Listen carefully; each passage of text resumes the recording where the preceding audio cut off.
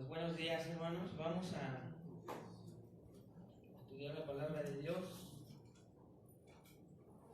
Ya preparamos nuestro corazón, ya leímos juntos la Biblia como hermanos, aparte de hacerlo normalmente, me imagino todos los días. Es una bendición poderlo hacer como iglesia. De la misma manera, bueno, pues ya alabamos al Señor, un poquito, ¿verdad? Y de manera diferente, pero lo más importante es que independientemente de la situación en la que nos encontremos, nosotros adoramos al Señor. Y bueno, hasta con un testimonio de la respuesta de nuestro Dios a las oraciones, y es una bendición. Así que esas son maneras de adorar a Dios. ¿Escuchó bien? Esas son maneras de adorar a Dios. Es lo que venimos a hacer cada domingo que Dios nos permite, nos da la gracia de venir aquí. Otra manera, y que es la que a continuación vamos a realizar, es escuchando su palabra, siendo enseñados, corregidos, instruidos por medio de su palabra, y ver qué tiene para nosotros, qué alimento espiritual tiene para nosotros, y que nosotros a la vez podamos entender lo que vamos a estudiar y entender el contexto en el que se escribió, y después irlo a aplicar a nuestras vidas, que es lo más importante. Así que le pido por favor que vayamos al libro de Esdras, que es el libro que estamos estudiando. Y hoy vamos a comenzar el capítulo 4.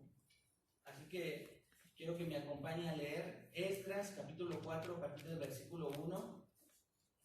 Pero ponga mucha atención, vamos a leer hasta el versículo 5. Y ahí vamos a hacer una pausa en el versículo 5. Y después vamos a leer hasta el versículo 24. Y ahorita le voy a explicar por qué. Así que si ya llegó con su Biblia ahí, te vamos a tener un poquito de paciencia. Esdras capítulo 4, versículo 1. Quienes no traigan Biblia, y creo que lo tenemos ahí en la pantalla, también puede seguir ahí la lectura en la pantalla. Así que, bueno, entonces veamos lo que dice la santa palabra de Dios. Esdras 4, versículo 1 dice: oyendo los enemigos de Judá y de Benjamín que los venidos de la cautividad edificaban el templo de Jehová, Dios de Israel, vinieron a Zorobabel y a los jefes de casas paternas y les dijeron: edificaremos con vosotros, porque como vosotros buscamos a vuestro Dios, y a él ofrecemos sacrificios desde los días de Esar-Adón, rey de Asiria, que nos hizo venir aquí.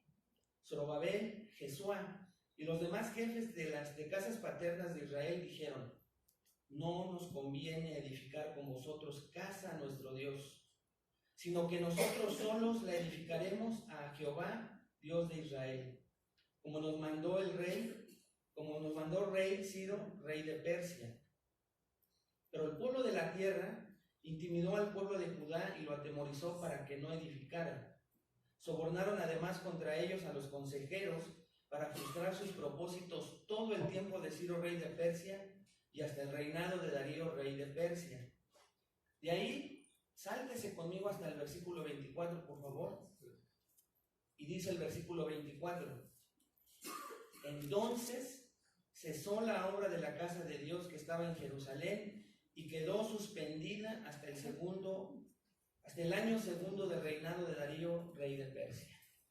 Vamos a orar, hermanos. Incline su rostro y vamos a poner este tiempo y esta palabra en manos de Dios. Señor, te damos gracias. Gracias por tu palabra que acabamos de leer. Te pedimos en el nombre de Jesús que por tu Espíritu nos ayudes a entenderla, a que veamos claramente, Señor, qué quisiste decir a través de Esdras a los judíos de ese tiempo, a los judíos que posteriormente leían este libro. ¿Y qué quieres decir a nosotros, Señor? Que podamos entender la interpretación correcta de este pasaje, que es solo una, Padre, y que a través de esa sola interpretación podamos aplicarlo de diferentes maneras a nuestra vida el día de hoy. Permítenos por tu gracia hacer esto. Ponemos en tus manos nuestros oídos, nuestra atención, como una ofrenda de adoración, Señor, en el nombre precioso de Jesucristo. Amén. Bueno, entonces, ¿Por qué hicimos o leímos de esta manera? Llegamos aquí al versículo 4 y de manera muy rápida le digo lo que hemos venido estudiando. El tema principal del libro de Esdras, si ya, ojalá que se lo vaya aprendiendo, si toma notas o si escucha las predicaciones posteriormente, el tema principal del libro de Esdras es la fidelidad de Dios de restaurar a su pueblo por medio de su palabra. En todos los versículos, capítulos de este libro, lo que vemos como el tema principal, hermanos, es la fidelidad de Dios de restaurar a su pueblo Israel por medio de su palabra. O sea, el medio por el cual restaura Dios a su pueblo es su palabra, que ya había mencionado antes. Y eso lo vemos porque ya estudiamos ahí en el capítulo 1, que después de varias recomendaciones, de varias instrucciones de Dios a Israel, de que no se mezclara con otras naciones, de que no adorara a otros dioses, y de insistir a través de muchos profetas, pues ellos no hacen caso a los profetas, a la voz de Dios, a la palabra de Dios que ya en ese momento se enseñaba, y Dios les disciplina y los manda 70 años cautivos en Babilonia, con los asirios, con los persas, 70 años de cautividad. Pero Dios también profetizó que aparte de ponerlos en disciplina, Él también iba a restaurar a su pueblo y lo iba a sacar de esa cautividad. Y entonces Esdras nos empieza a contar que ya se está cumpliendo la palabra de Dios, que Dios es fiel en cumplir con su promesa de restaurar a su pueblo, y lo comienza a hacer. En el capítulo 1 vemos que levanta a Ciro, un rey pagano, del cual ya estudiamos, y pues no nos imaginamos cómo puede Dios, pero soberanamente puede usar a un rey que obviamente tenía muchísimas deidades, pero hace caso al mandato de Dios, del Dios verdadero, y por un decreto envía a su pueblo de regreso a casa para restaurar el templo, la ciudad, su nación. Increíble, pero Dios lo hace, cumpliendo fielmente su palabra y lo que Él dijo. No solo levanta al rey, sino levanta también, aparte de su pueblo, a un pequeño remanente, y levanta el ánimo, el deseo en ellos, pone en ellos el deseo, y no solo el deseo, sino que la obediencia para que ellos regresen motivados, sin nada en las manos, con la fe y con la seguridad de que quien los envía les va a ayudar a edificar lo que les prometió que iba a edificar. Y ese pueblo se levanta también.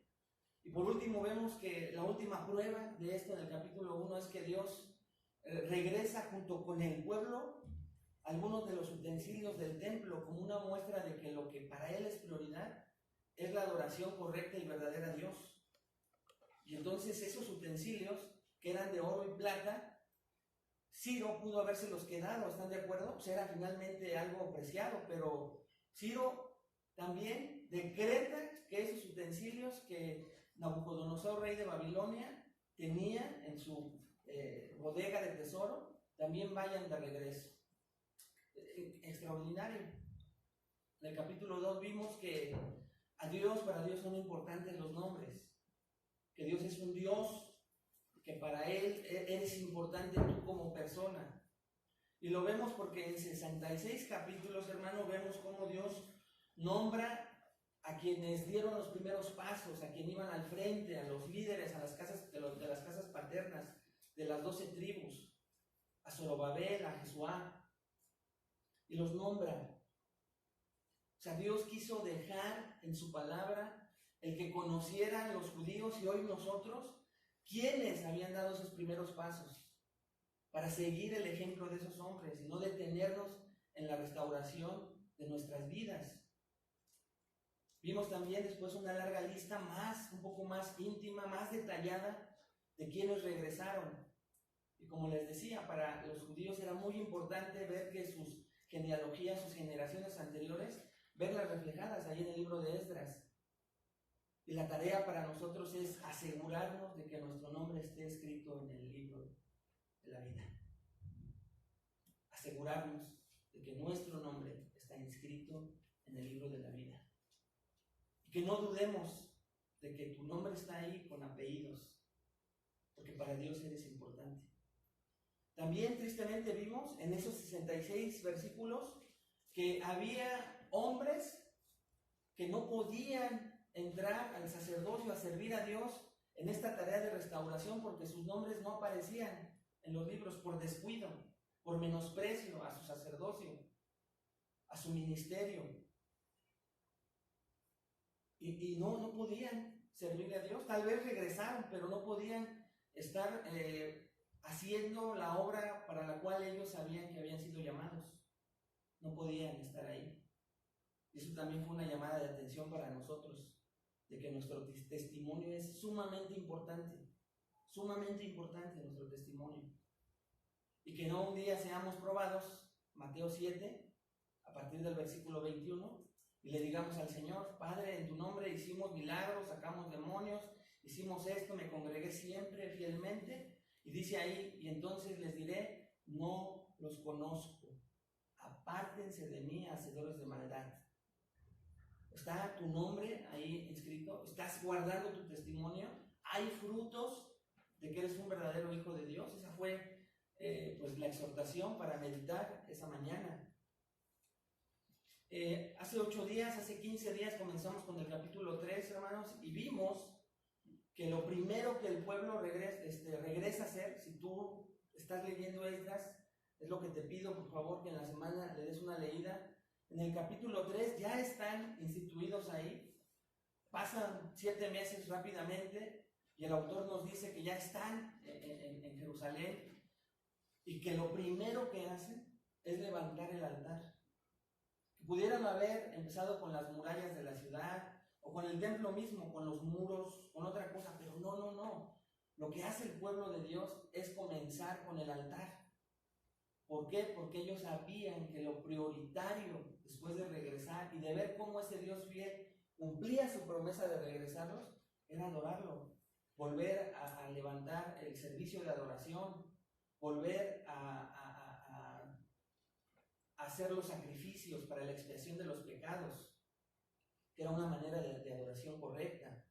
Vimos que la unidad era muy importante para ese propósito.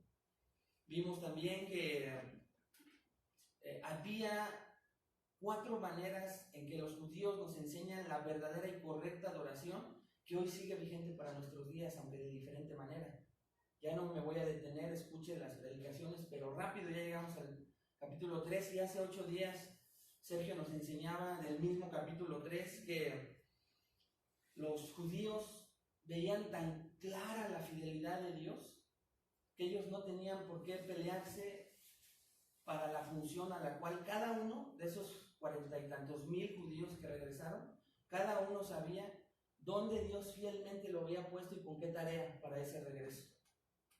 Por eso vemos una lista de jerarquías, no porque alguien fuera mayor, sino por sus funciones. Y lo mismo es en la iglesia, todos somos iguales, pero con diferentes funciones. Pero ellos lo sabían, y eso les daba la seguridad de que estaban frente a un Dios fiel que estaba cumpliendo de esa manera sus propósitos. También vimos que comenzaron a limpiar, que cuando la frase ahí, Sergio nos enseñaba muy claramente, cuando vemos la clase de que comenzaron a poner los cimientos, no es literal, ¿lo recuerdan? Sino que empezaban a quitar escombros, eso es lo que significa. Estaban quitando las ruinas en las cuales se había quedado ese majestuoso templo de Salomón. Y al hacerlo, ellos celebraban y a la vez animaban a los albañiles y a las personas que tenían esta tarea tan dura y tan difícil. Entonces, a la vez de que unos realizaban una tarea, otros alababan a Dios y decían esa frase. Por eso es que celebraban la fidelidad de Dios, ¿no? Porque para siempre es su misericordia. Fiel es Dios, siempre es fiel. Y ellos podían entonar ese canto, hermanos, porque sabían que Dios era fiel, que los tenía ahí con un propósito para ser fieles. Vimos por último, y lo último que nos enseñó Sergio es que empezó, después de que quitaron todos los escombros, empezó a haber una gritería, pero con un contraste, ¿verdad? Ahí. Mientras los jóvenes gritaban de gozo y alegría, y gritar era gritar. O sea, se escuchaba hasta lejos, dice ahí la escritura en Esdras 3, perdón. Y a la vez, los que tenían más edad estaban llorando. Estaban llorando porque lo más importante ya no estaba, que era la gloria de Dios. Dios estaba con ellos, pero la gloria de Dios que estaba en el famoso templo de Salomón y que los acompañó durante el éxodo en las tiendas, Ezequiel 10, usted lo puede encontrar ahí. Dios profetizó que la gloria de Dios, después de salir del templo, porque los judíos fueron rebeldes y contumaces a Dios, la gloria de Dios salió. Usted lo puede encontrar ahí en Ezequiel 10. Y estos hombres ancianos, aunque estaban contentos, lloraban por ver la majestuosidad del templo, no. El tamaño del templo no nos enseñaba a ser, porque incluso el nuevo templo iba a tener dimensiones más grandes. Era la gloria de Dios, la nostalgia de que la gloria de Dios ya no iba a estar ahí como anteriormente. Ahora iban a empezar a vivir por fe de que Dios estaba con ellos. Y así nos pasa a nosotros, hermanos. Entonces, lo que acabamos de leer nosotros son 5 versículos en Esdras 4 que nos enseñan que cuando los judíos en el capítulo 3 se dan cuenta en la gritería y todo lo que está pasando, la fiesta que están haciendo por iniciar a reconstruir la obra del altar y ahora a limpiar, se dan cuenta, lo que les acabo de reiterar, que los cimientos no están puestos y entonces ponen manos a la obra. Y en ese mismo momento comienza la oposición externa, lo que nos indica y nos va a enseñar algo muy, muy interesante para nosotros esta mañana. Pero después del versículo 6 al versículo 23, se lo hago notar desde ahorita para que nos vayamos más rápido. ¿Usted sabe para qué son los paréntesis? Los paréntesis nos sirven en algún escrito, en alguna carta, en algún documento, para ampliar un comentario o alguna característica de lo que estamos diciendo antes del paréntesis. Le pongo un ejemplo. Si yo estoy vendiendo algo y lo estoy ofreciendo tal vez, se me ocurre, camisas, yo estoy dando la descripción de las camisas, tal vez el precio, pero entre paréntesis voy a poner detalles de las camisas que van a reafirmar o a engrandecer la explicación de mis camisas.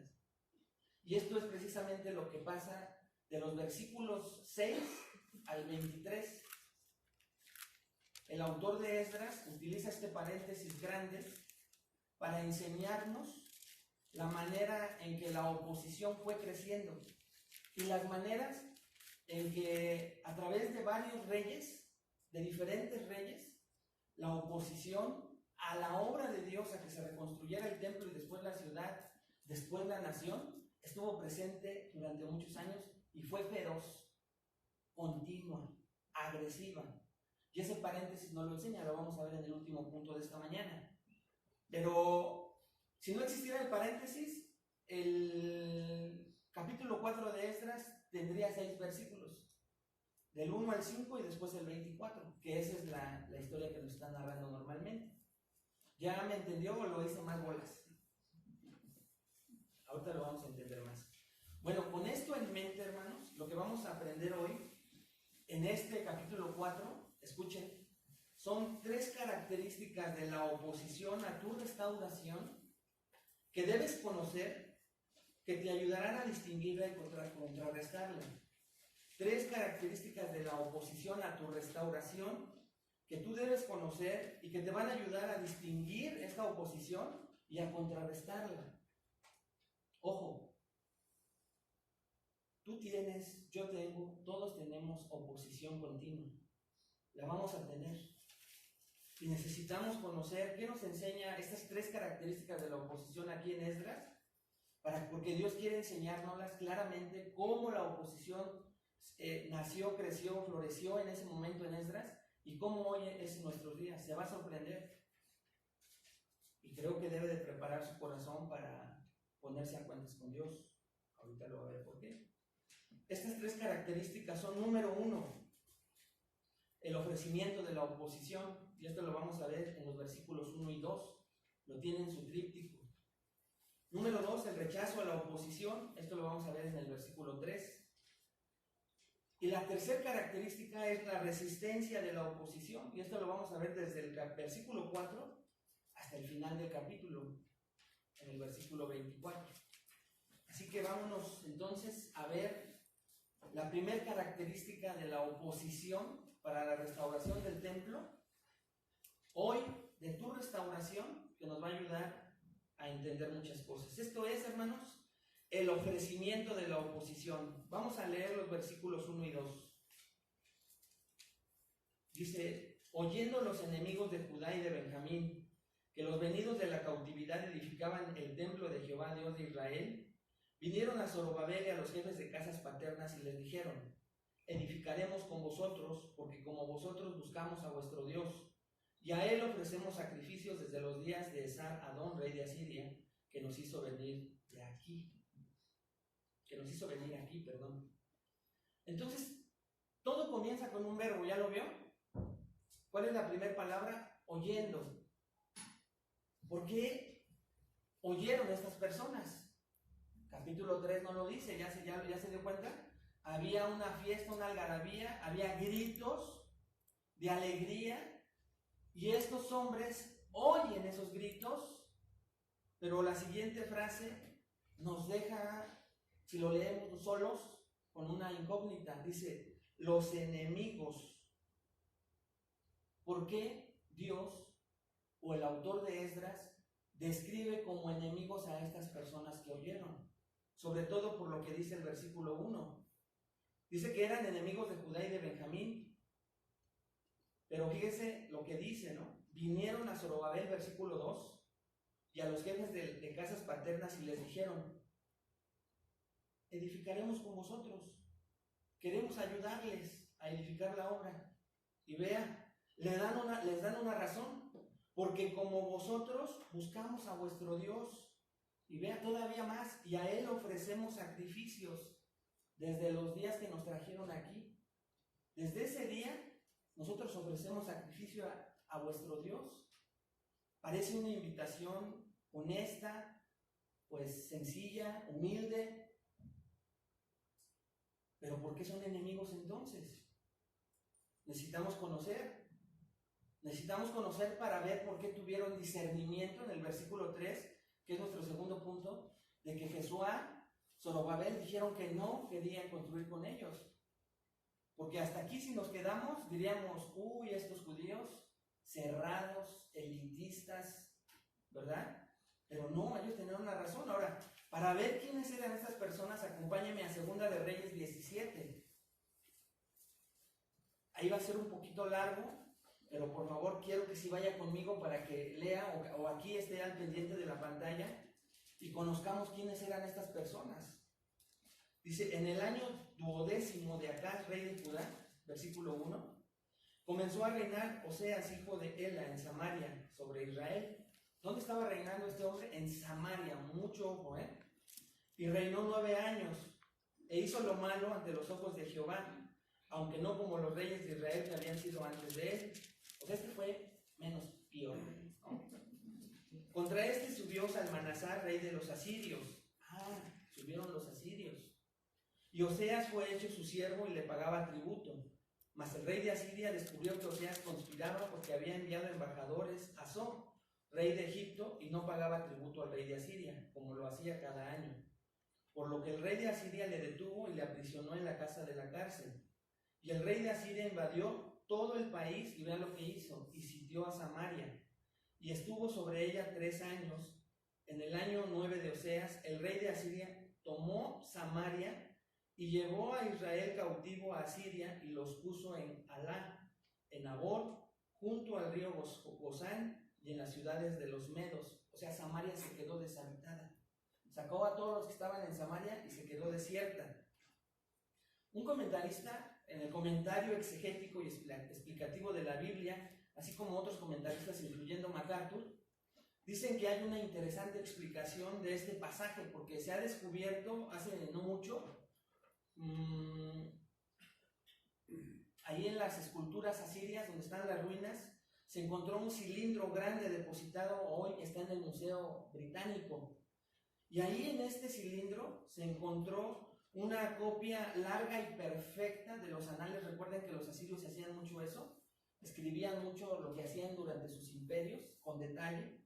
Y allí encontraron que este rey Esar-Adón, fue rey de Asiria, y que él hizo una gran deportación de israelitas desde Palestina, y que puso babilonios ahí en Samaria donde estaban estos hombres. Entonces, la misma ciencia y los descubrimientos hoy reafirman lo que acabamos de leer. Esto es impresionante, ¿eh?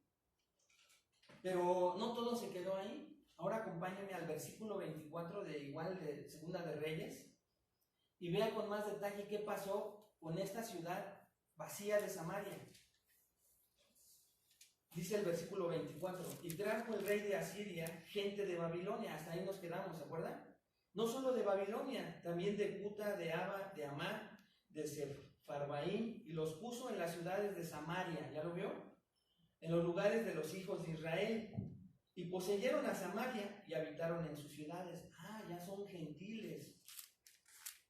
Y aconteció, versículo 25, al principio, cuando comenzaron a habitar ahí, que no temiendo ellos a Jehová, envió Jehová contra ellos leones que los mataban.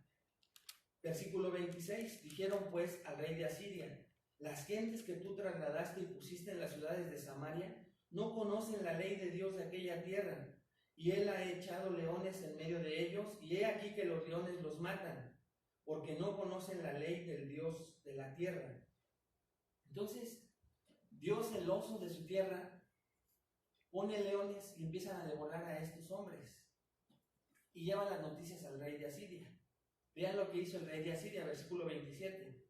Y el rey de Asiria mandó diciendo: llevad ahí a alguno de los sacerdotes que trajiste de allá, y vaya y habite ahí. Y les enseñó la ley del Dios del país, y vino uno de los sacerdotes que habían llevado cautivo de Samaria, y habitó en Betel, y les enseñó cómo habían de temer a Jehová. Ok.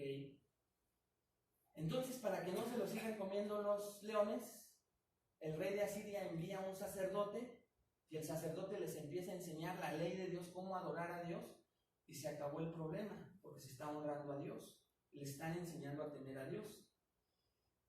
Aparentemente se acabó el problema, pero es solo el comienzo.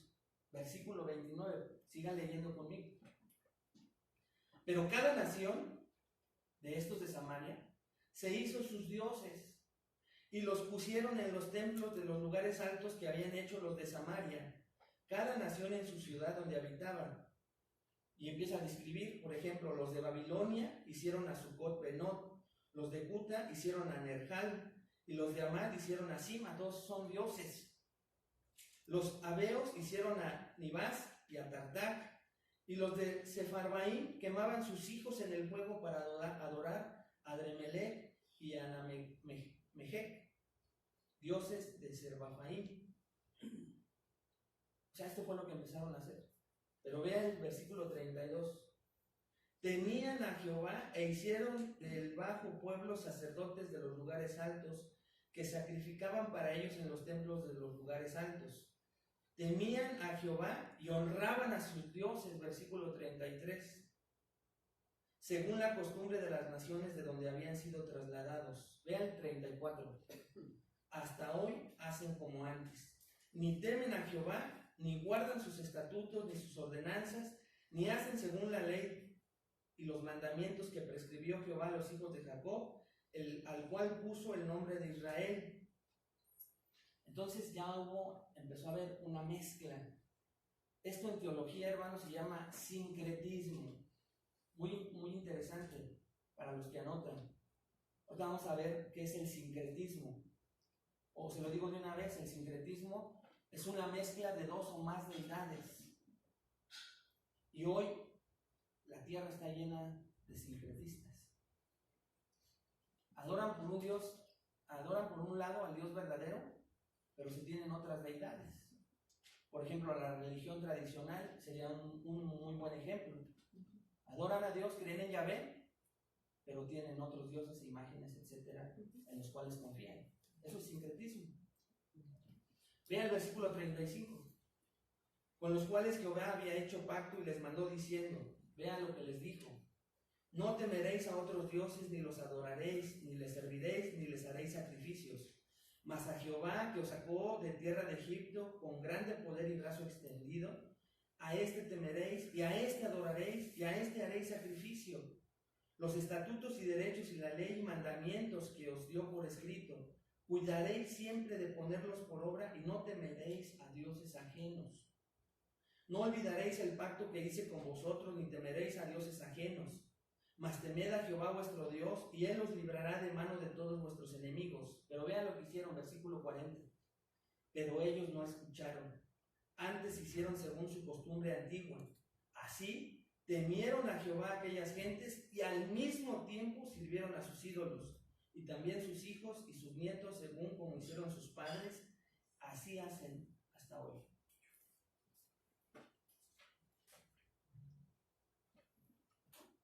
Por esta razón, hermanos, es por lo que los judíos determinaban que estos hombres eran enemigos. ¿Ya se dieron cuenta por qué?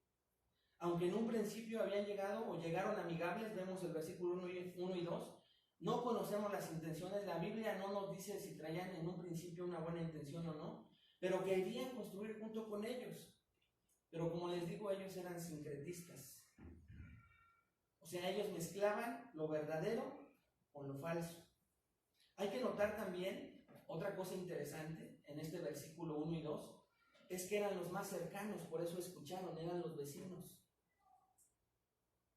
Esto va a ser importante para nuestra aplicación. Estaban cerca de ellos.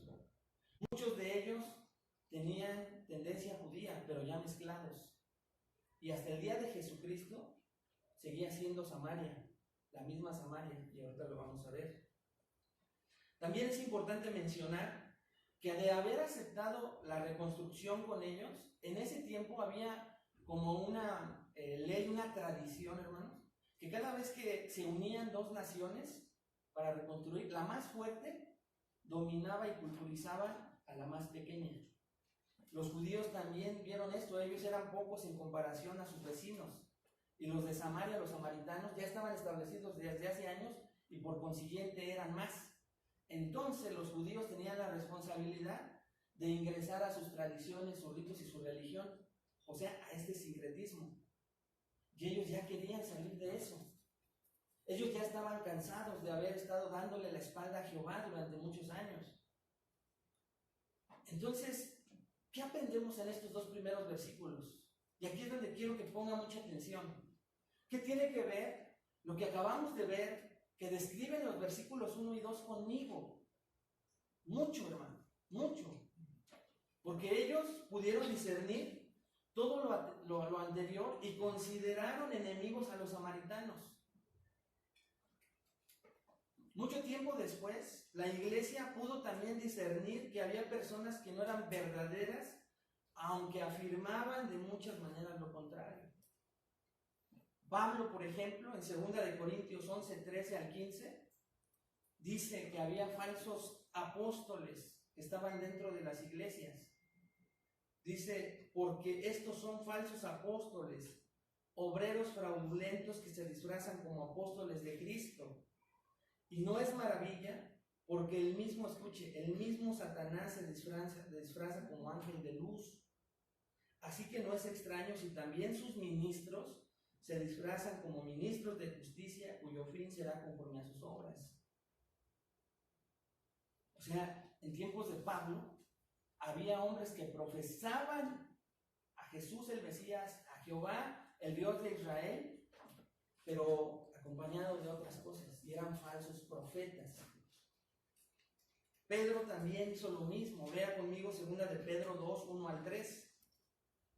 Pero hubo también falsos profetas entre el pueblo, como habrá entre vosotros falsos maestros. ¿Entre quién?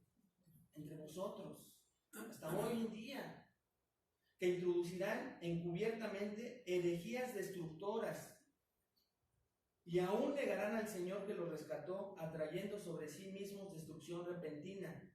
Y muchos seguirán sus disoluciones, o sea, muchos se van a ir con ellos, por causa de los cuales el camino de la verdad será blasfemado, y por avaricia estos hombres harán mercadería de vosotros con palabras fingidas. Sobre los tales ya de largo tiempo la condenación no se tarda y su perdición no se duerme.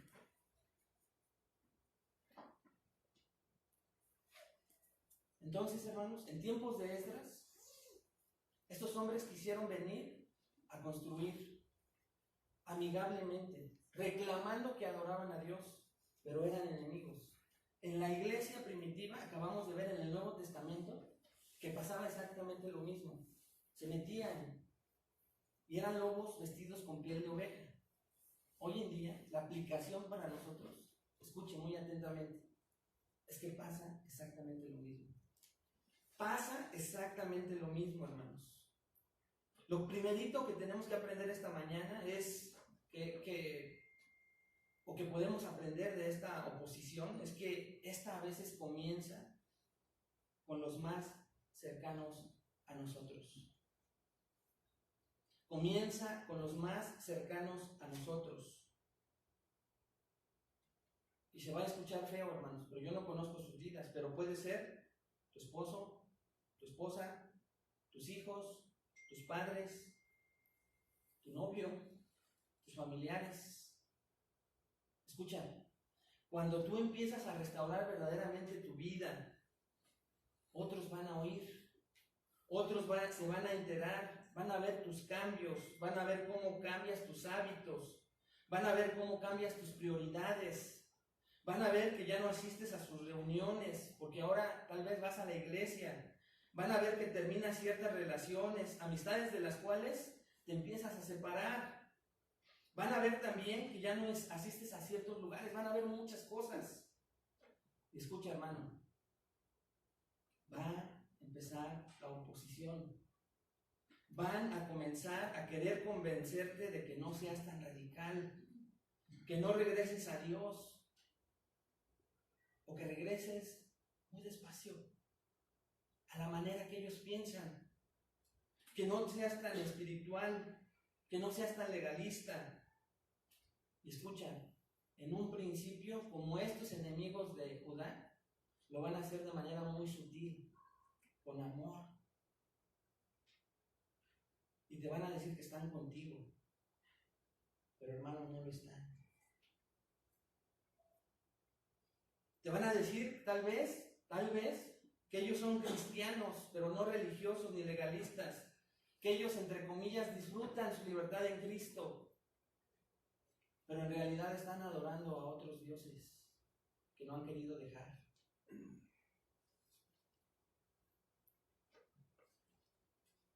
Hermano, es fácil cuando alguien no es cristiano, te das cuenta,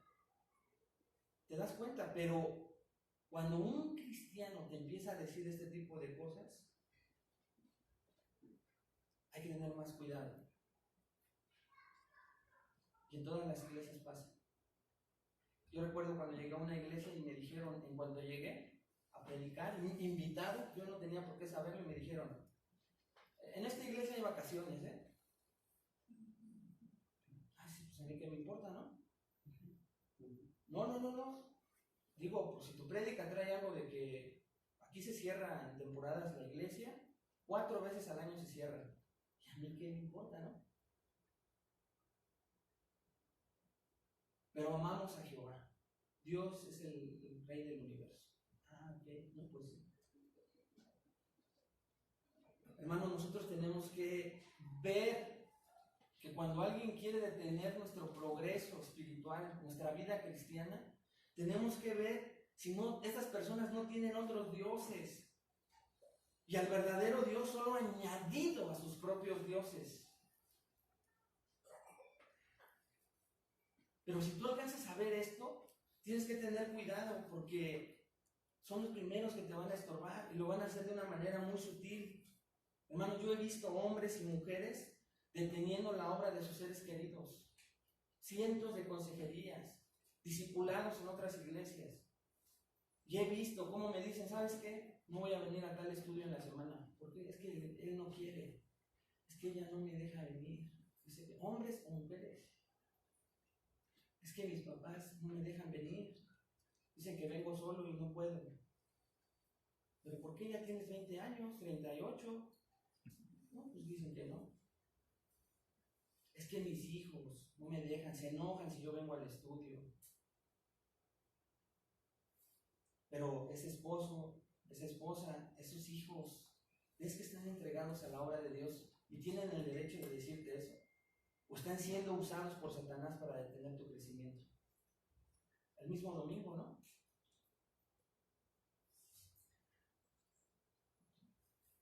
Ay, pues es un domingo, hoy empiernados, hoy aquí en familia. Alguien una vez, hermanos, de verdad, se enojó con nosotros porque pues había calendarios de prédicas en aquel lugar y le tocó un domingo, nosotros ni sabíamos, un año antes, en donde jugó la selección. Y quería que suspendiéramos el servicio y se enojó con nosotros.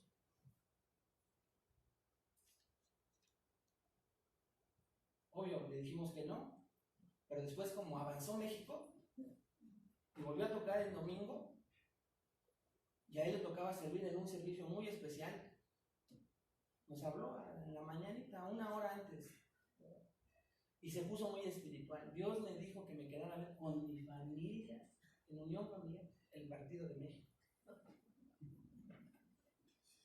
Amén.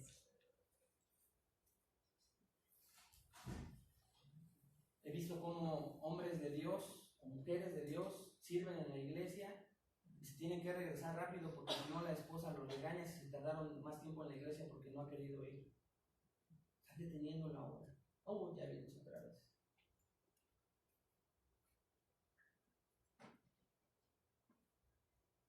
Hermanos, he visto sincretistas que solo añadieron a Cristo a sus vidas, pero que tienen otros dioses.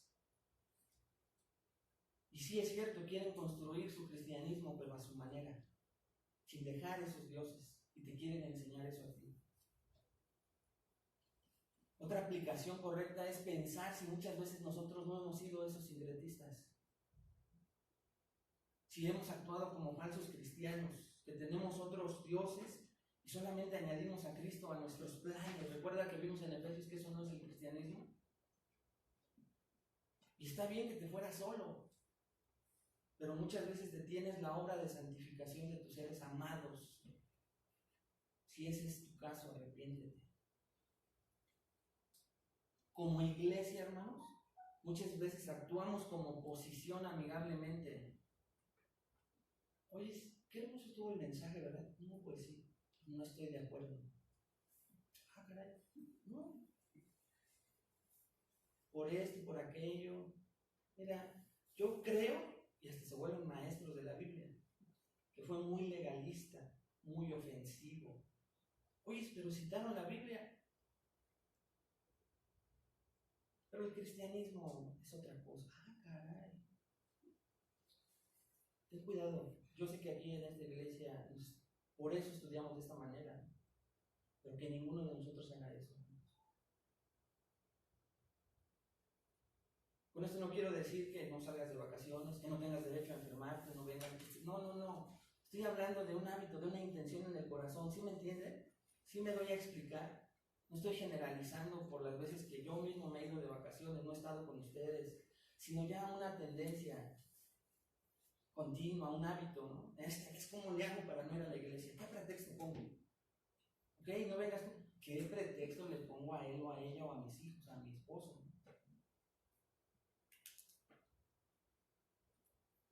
Tenemos que ubicarlo, tenemos que tener discernimiento, hermanos. ¿Alguien está deteniendo tu obra o tú estás deteniendo la obra de alguien? ¿Te das cuenta cómo sí nos enseña este pasaje? Número 2, el rechazo a la oposición. Esdras capítulo 4, versículo 3. Ok, entonces vienen estos hombres, hacen este ofrecimiento, ya vimos con qué razón van a rechazar en el versículo 3 la propuesta, la invitación. Dice el versículo 3, Zorobabel, Jesuá y los demás jefes de casas paternas de Israel dijeron, no nos conviene edificar con vosotros casa a nuestro Dios, sino que nosotros solos le edificaremos a Jehová Dios de Israel, como nos mandó el rey Ciro, rey de Persia. Creo que ahora entendemos un poco más la respuesta, ¿no es cierto? Esta respuesta comienza con un no nos conviene edificar. Pero este no, hermanos, en hebreo es una palabra muy sencilla, se escribe y se pronuncia lo. Pero este lo, en hebreo, es una negación contundente. Y escuche lo siguiente, la más fuerte en el idioma hebreo. O sea, hay otras palabras con las cuales se puede decir no en hebreo, pero cuando se utiliza lo, es un no contundente, gritado, muy firme, la manera que los hebreos encontraron para decir un rotundo no. Ese es el no que utilizan aquí los judíos. Y esta respuesta fue muy similar a la de Nehemías en el siguiente libro. Vea conmigo Nehemías 2:20. Dice Nehemías, y en respuesta les dije, el Dios de los cielos, Él nos prosperará y nosotros, sus siervos, nos levantaremos y edificaremos, porque vosotros no tenéis parte ni derecho ni memoria en Jerusalén. Algo parecido les contestó Esdras, Zorobabel, Jesuá y los jefes de las casas paternas a estos samaritanos. El mismo Señor Jesucristo le dijo algo parecido con mucho amor a la samaritana. Acompáñenme por favor a Juan 4, 22, 23. Si quiere anótelo. Si es rápido con la Biblia, pues vaya.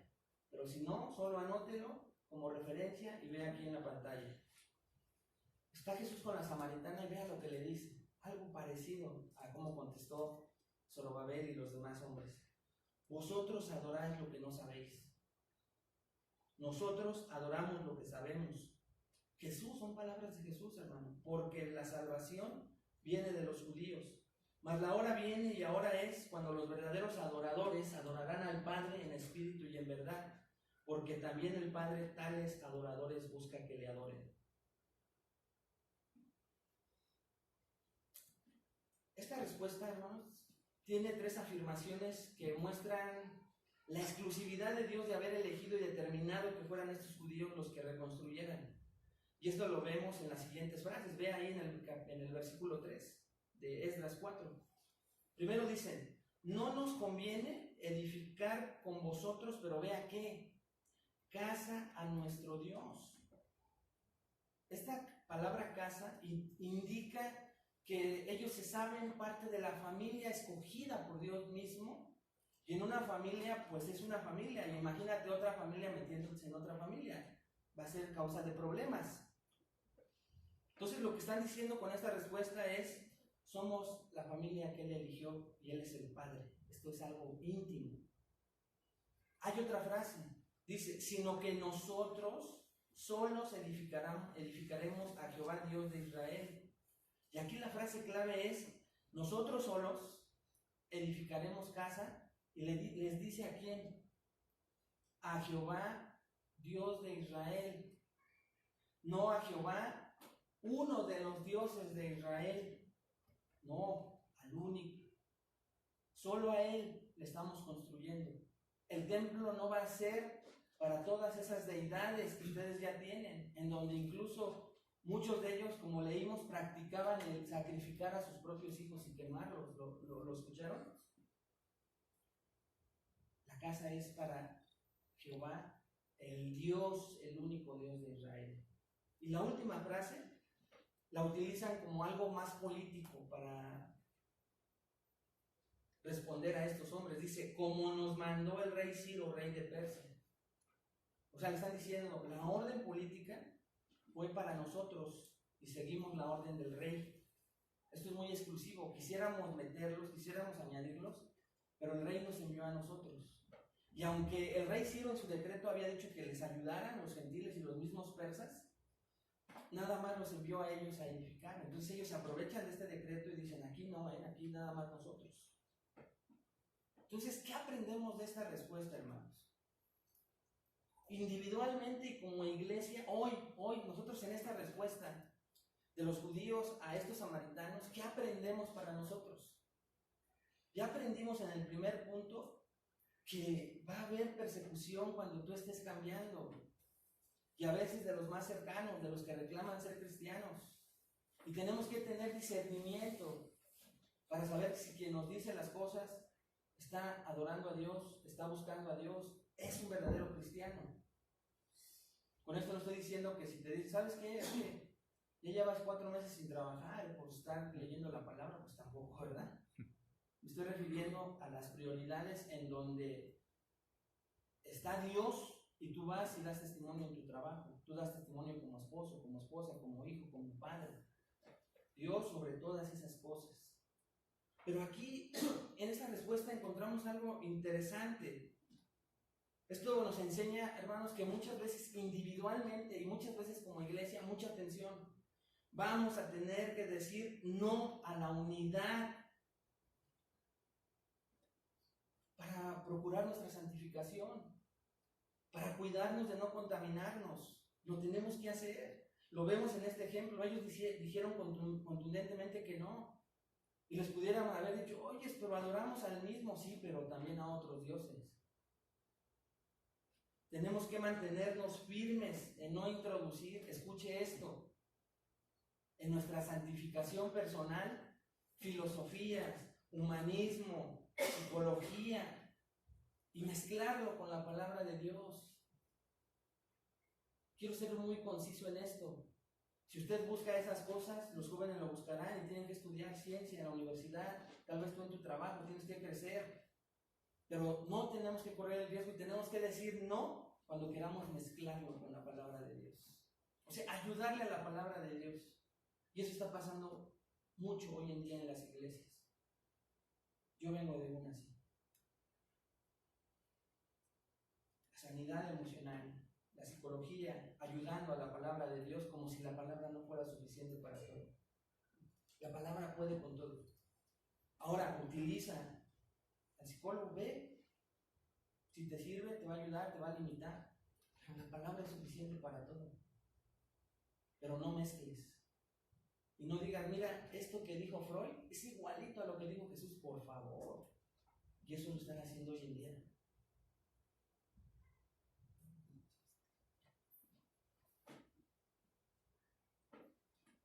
Tenemos que tener cuidado en no introducir a nuestra vida y a la iglesia otro tipo de doctrinas. Debemos tener cuidado, hermanos, de no introducir lo que amamos disfrazado de algo puro, limpio y espiritual, pero que en realidad es algo que nuestra carne desea y le dará satisfacción personal. Y aquí hay mucho de eclesiología. Por ejemplo, Juan dice lo siguiente en 1 de Juan 2, 15 al 16, dice, no améis al mundo ni las cosas que están en el mundo. Si alguno ama al mundo, el amor del Padre no está en él. Porque todo lo que hay en el mundo, los deseos de la carne, los deseos de los ojos y la vanagloria de la vida no provienen del Padre, sino del mundo. Y entonces hoy el peor peligro es que el enemigo está metiendo a nuestra vida personal o a las iglesias el mundo. ¿Qué tiene de malo? Un rock pesado para adorar a Dios. Vamos a contextualizarnos, a modernizarnos, a transformarnos. Estamos en el siglo XXI. No, hermanos. ¿Por qué no? Porque Dios nos dejó claramente la manera de adorarlo en su palabra. Y es el mismo Dios de ayer, hoy y siempre. Y somos los mismos pecadores. Desde que existió la humanidad, después de que pecó Adán y Eva, hasta nuestros días. Las mismas instrucciones, la forma de adorarlo ya está descrito en su palabra. La forma de buscar ser santos ya está ahí.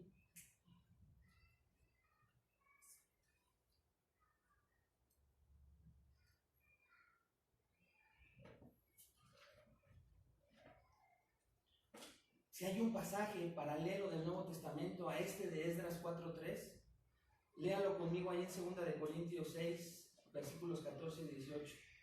Este versículo normalmente se aplica mucho en las consejerías para los jóvenes, ¿verdad? Que están a punto de casarse o que llegan a la consejería con uno y le dicen, ay, es que me gustó un incircunciso, ¿no?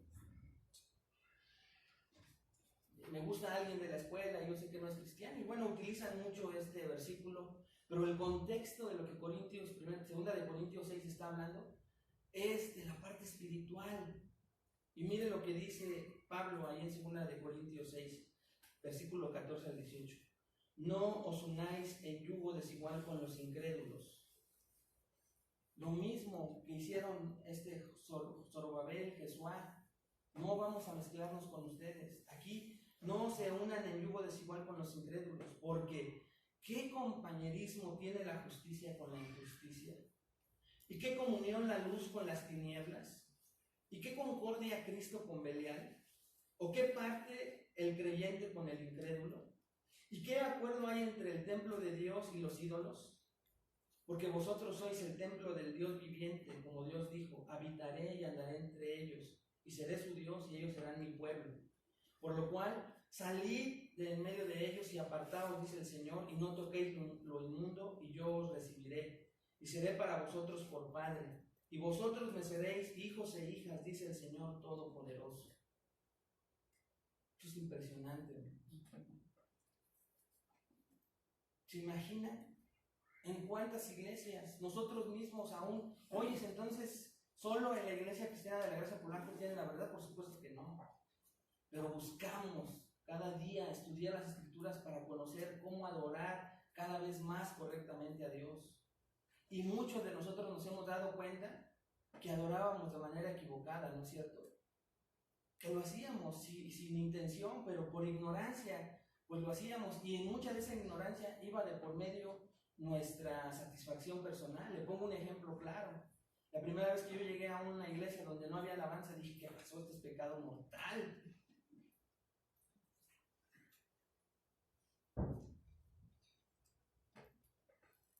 Y dije, bueno, fui aprendiendo que hay muchísimas más maneras de adorar a Dios. Me fui al otro extremo, en una invitación a una iglesia, bueno, adoraban saltando, se los he platicado, sacaron armas de juguete y simbólicas, se empezó a haber guerra espiritual ahí, y parecía guerra y los chofares por todos lados. Hermano, yo estaba espantadísimo.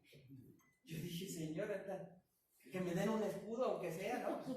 Por si sueltan, empiezan a soltar las armas. Entonces me voy a ese extremo y veo por un lado, pues el afán de querer adorar con una intención tal vez correcta, sobre todo los seguidores, de esa manera apasionada, emocionada, pero toda llena de emociones y sentimientos. Por otro lado, donde yo vengo más mesurado, pero de todos modos pensando que la alabanza era para mí, ¿verdad? Y muchas veces diciéndolo yo no sentí, no, Padre, la alabanza, no es que no es para ti, la alabanza es para el Señor. A Él sea todo el honor, toda la gloria, y toda la honra por los siglos de los siglos. Amén. Pero eso lo fuimos aprendiendo. Y entonces fuimos saliendo de un extremo moderado. También fui a lugares donde, bueno, pues, demasiado solemnes, todo.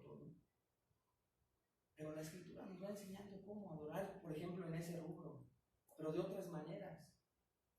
Entonces, hermanos, tenemos que ser conscientes de que todos, escuchen, hay tres maneras de adorar a Dios.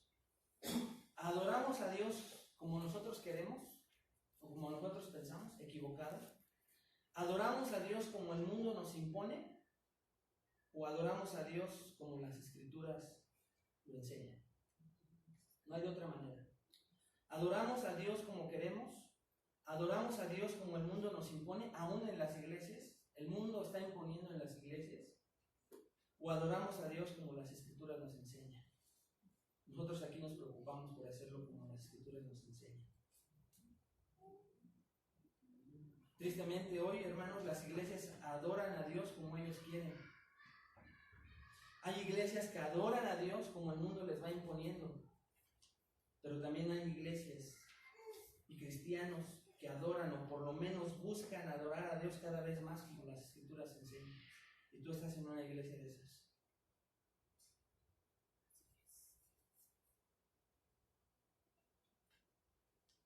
Ay, pero ¿por qué tan tajantes?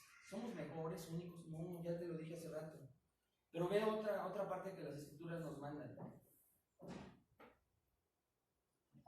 Por ejemplo, tan solo el primer mandamiento. Éxodo 20:13. Dios en ese primer mandamiento manda adoración exclusiva y le dice a los judíos: y no tendrás otros dioses fuera de Jehová tu Dios. No tendrás otros dioses fuera de Jehová tu Dios. Éxodo 20:13. ¿Y cuántos hermanos? Nosotros tenemos un corazón idólatra. Tiene que recordar eso. Tenemos un corazón idólatra del cual vamos saliendo todos. Entonces nuestra carne como imán se va a idolatrar personas, cosas, aún amando a Dios. Por eso es que tenemos que tener cuidado. Y como cristianos, escuchen, nuestra confianza solo está en Jesucristo, en nuestra fe depositada en Cristo. Pero no es Cristo más el coaching, porque ahora ya se está metiendo el coaching cristiano. Jesús más la psicología, más el humanismo, más la liberación, más lo que seas. Nuestra fe está puesta en Cristo, el consumador de nuestra fe, el autor y consumador de nuestra fe. Ahí debe de estar puesta nuestra confianza. Y a veces por eso tenemos que decirle que no al mundo, a las personas y a las iglesias. Esta mañana me volvieron a reiterar que van a ir a visitarme de una iglesia carismática. Les pido que oren. Y obviamente me van a ir a invitar a un evento profético. Y yo y mi esposa los vamos a atender con amor, pero les vamos a fijar nuestra postura. Y pues les vamos a decir que por esa razón pues no tenemos comunión. Para nosotros simple y sencillamente la profecía está cerrada. Dios ya no está diciendo nada. Pero si alguien cree que está diciendo algo bueno, lo respetamos. Pero no vamos a participar con ellos. ¿O quieren ir, hermanos? Con esto termino. La resistencia de la oposición, versículos 4 al 24. Dices, oye, pero te faltan muchos versículos. No se preocupen. Dice el versículo 4. Pero el pueblo de la tierra intimidó al pueblo de Judá. ¿No se pudo por las buenas? Entonces ahora va a ser por las malas. ¿No quisiste que por las buenas yo participara? Pues entonces ahora no vas a construir. Eso es lo que pasa con las personas, ¿verdad? Primero nos dicen bonito, todo, cuando ven que nos mantenemos firmes y no queremos, empieza la intimidación, la manipulación. Y dice ahí el versículo 4, y lo atemorizó para que no edificara. Viene meterle miedo, meterle temor. Versículo 5, sobornaron, o sea, hicieron otra cosa. Además, contra ellos a los consejeros para frustrar sus propósitos todo el tiempo de Ciro, rey de Persia, y hasta el reinado de Darío, rey de Persia. Ve el versículo 6. Y en el reinado, ahí empieza el paréntesis que le digo. Solo lo vamos a ver muy brevemente y voy a terminar con una aplicación de la resistencia de la oposición. ¿Qué pasa? Cuando ya dice uno que no, ¿qué va a pasar? Fíjense lo que empezaron a hacer. En el reinado de Asuero, este Asuero es el de Esther. En el principio de su reinado, escribieron acusaciones estos hombres contra los habitantes de Judá y de Jerusalén. Y luego en el versículo 7, también en días de Artajerjes escribieron Bilsán, Mitridates, Tabel y los demás compañeros suyos a Artajerjes, rey de Persia, y la escritura y el lenguaje de la carta eran en arameo. Dato interesante. De los versículos 8 al 18, ahí encontramos una escritura en arameo. ¿Por qué en arameo? Porque era el lenguaje oficial para los reyes de los distintos imperios. Por eso es que de los versículos 8 al 18 de Esdras, usted ahora ya aprendió que está escrito no en hebreo, sino en arameo, porque era un escrito oficial que se mandaba a un rey. Por eso es que estaba escrito en arameo. Pero lo que yo quiero recalcar, hermanos, y por eso no le doy lectura a todo lo demás, es que este paréntesis nos empieza indicando que en el versículo 4, después de querer hacerlo por la buena, ahora viene por la mala. La intimidación, el atemorizar, los sobornaron, escribieron acusaciones falsas e hicieron más cosas y seguimos leyendo. Pero esto fue durante el reinado de 4, ¿escuchó bien? De 4 reyes diferentes. O sea, esto fue en un lapso de alrededor de 50 años. Y lo que quiere enfatizar Esdras en este paréntesis es decirnos, o decirle al pueblo judío, pero hoy Dios a nosotros como iglesia, la oposición no va a terminar hasta que nosotros estemos en la presencia de Dios. La oposición no va a terminar mientras usted siga restaurando su vida, siga queriendo glorificar a Dios, y cada vez que lo intente hacer con más ahínco, que tenga ya una consistencia en ello, va a venir oposición. Y eso nos lo está enseñando estos versículos. Entonces no se espante, hermano. Ubíquela, disciérnala, véala, contraréstela con la palabra de Dios.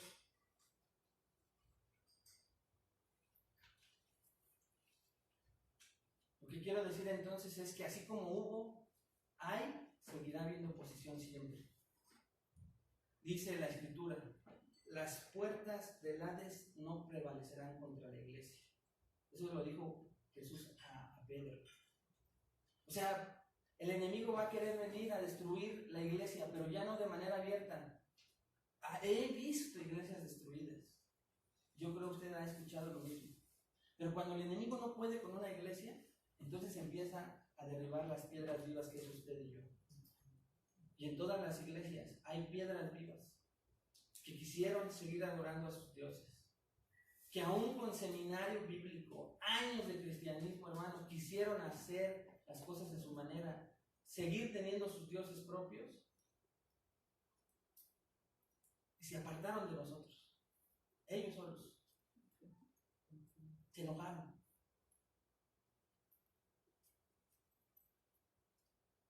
Y de muchas maneras se enojaron, muchos lo saben. Y en todas las iglesias hacen lo mismo, ¿no?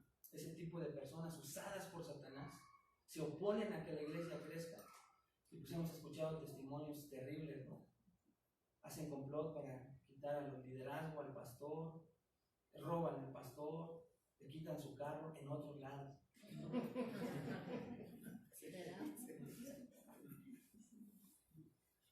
Dice Jesús, y con esto quiero terminar: en el mundo tendréis aflicción. Tendréis, es un presente progresivo, hermanos, y quiero aclarárselo. O sea, va a haber aflicción. Mientras tú quieres hacer la obra de Dios, no te sorprenda que va a haber oposición. Y muchas veces de quienes reclaman ser cristianos, como lo aprendimos hoy, Dios te está advirtiendo: mantente firme en tu no. Y checa si esa persona está siguiendo verdaderamente a Cristo o quiere que tú sigas a Cristo junto con esos Dios. No te mezcles. Mantente firme en amor. No te estoy diciendo que te divorcies, ni que internes a tus hijos en otro lado, porque mantente firme con tus ojos fijos en el autor y consumador de nuestra fe, que es Jesucristo. Y recuerda esto, el versículo 24 dice algo triste que no quiero que terminemos con hoy eso, porque dice: entonces cesó la obra de la casa de Dios que estaba en Jerusalén y quedó suspendida hasta el año segundo del reinado de Darío, rey de Persia. O sea, se detuvo la obra aparentemente. Filipenses 1:6 dice algo muy cierto: el que comenzó, estoy persuadido de esto, convencido de esto, dice Pablo, que el que comenzó la buena obra en vosotros la perfeccionará, esto es, la va a terminar, la va a cumplir hasta el día de Jesucristo.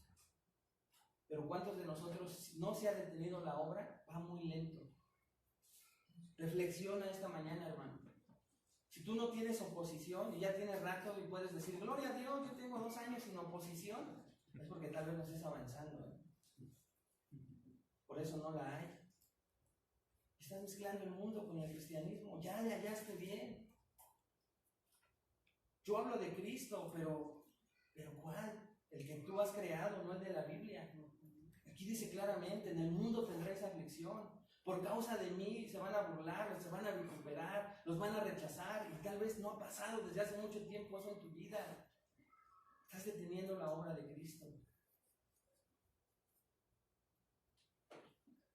Quedémonos mejor con este último mensaje y con la esperanza que Dios quiere darnos esta mañana. En el mundo tendréis aflicciones, pero dice Jesús: más confiad, yo he vencido al mundo. ¿Lo crees de verdad? ¿Crees de verdad que Él ha vencido al mundo? ¿Reconoces esta mañana, hermano, que no que lo practiques, pero tal vez muchas veces te has dejado seducir y arrastrar por los comentarios de personas que reclaman ser cristianos pero adoran a otros dioses, y caes y lo sigues? ¿Lo puedes reconocer esta mañana? Yo sí. Muy sutilmente, hermanos, a veces he caído en eso. Y de otra manera, ¿sabes qué? Muchas veces yo he querido también, soy estorbo. En mi casa no hay día, por la gracia de Dios, que no haya devocional en la mañana. Pero recordé que algunas veces yo digo, hoy no, para que no seamos religiosos.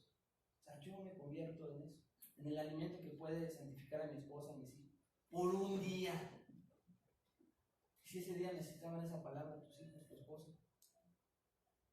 Quiero racionalizar todo, ¿te das cuenta? Para minimizar el que yo me voy en pos de lo que yo quería. Se van más temprano, puedo escuchar música, puedo ver la televisión, más a gusto. Siempre va algo a hacerlo yo. ¿Quieres y puedes reconocer esta mañana, hermano, que también de la misma manera muchas veces no has podido decir que no y has sido arrastrado? Que no eres firme, que prefieres ser agradado por la sociedad, por el mundo, por tu familia y cedes.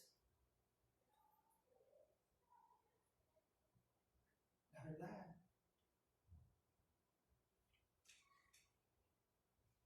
Pero lo que más tenemos que reconocer esta mañana es que la aflicción va a estar ahí y los que tenemos que estar listos y preparados somos nosotros. Así que si algo ha hablado Dios a tu vida, inclinamos nuestro rostro y vamos a orar. Padre, te damos gracias por esta mañana y te damos gracias por tu palabra, que al ver lo que pasó, Señor, en tu pueblo, cuando quiso reconstruir nuevamente su ciudad, su templo, su nación, hubo oposición.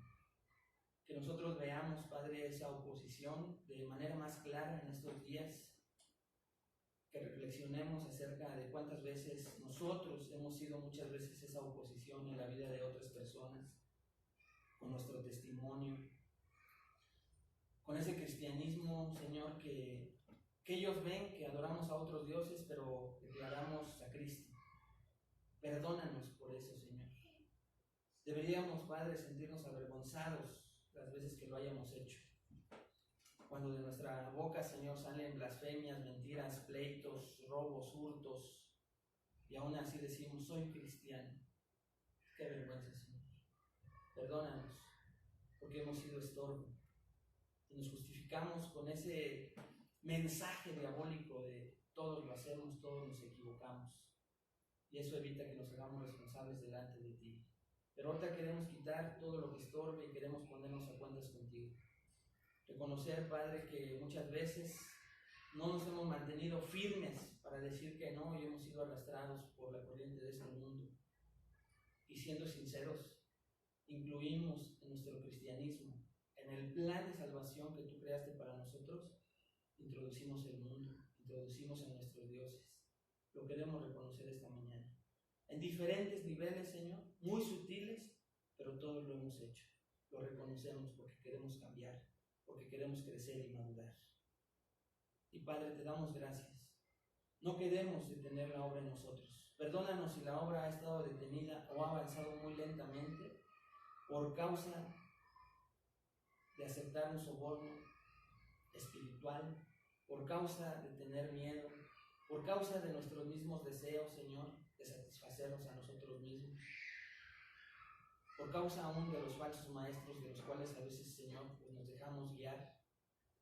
Ayúdanos, Padre, a saber que la aflicción, la oposición siempre va a estar ahí y es nuestro deber estar atentos y pendientes, pegados a tu palabra, aprendiendo de ella la manera en que podemos conocerte y la manera en que podemos también adorarte correctamente como tú quieres. Te damos gracias por todo en el nombre de Cristo Jesús. Amén. Que Dios le bendiga.